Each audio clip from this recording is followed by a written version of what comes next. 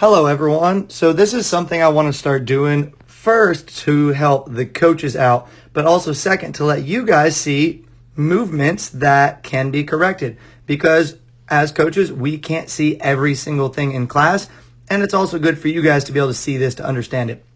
So we've got a video of two different people, of which you may recognize, doing kettlebell swings.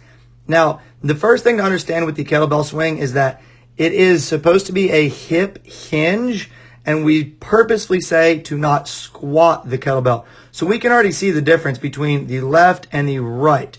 The left kettlebell swing is a proper looking hip hinge. If we notice, the knees are basically stacked over the ankles, whereas on the right, the knee has a very forward angle over the ankles.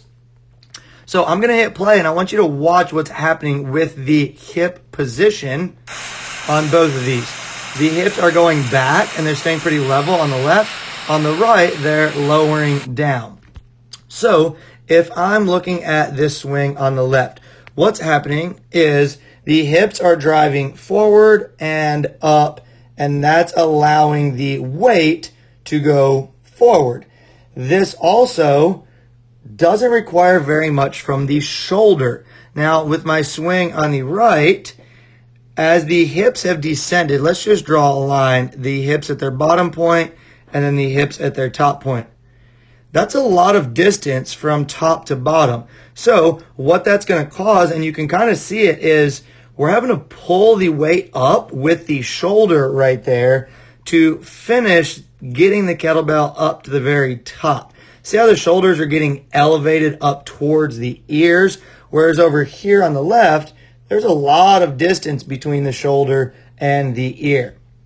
So what I would do with the athlete on the right, we would want them to sit their kettlebell down, stop their movement, and from this basic position, I would have them place their hands on their knees so their arm is making a straight line down, and then we're going to ask them to lift their butt up and push it back, because ultimately what we're looking for, let's clear some of these guys, what we're looking for is this knee to be directly over the ankle, the hips to be a little bit higher, and then the shoulders to be a little bit forward of that knee joint, of which we can see here on the left.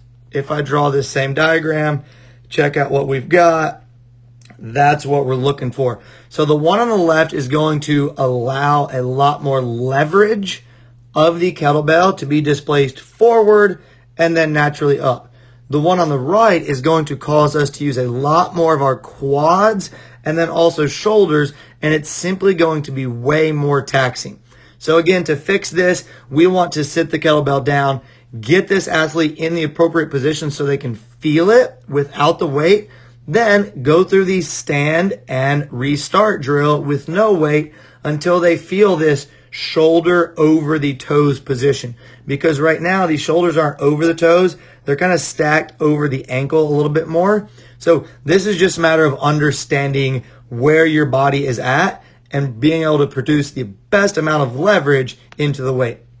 All right, guys, I do plan to start doing these a little bit more often. Hope you like it. If you see me recording a video of you in class, you may end up on one of these analysis breakdowns. All right, have a good day.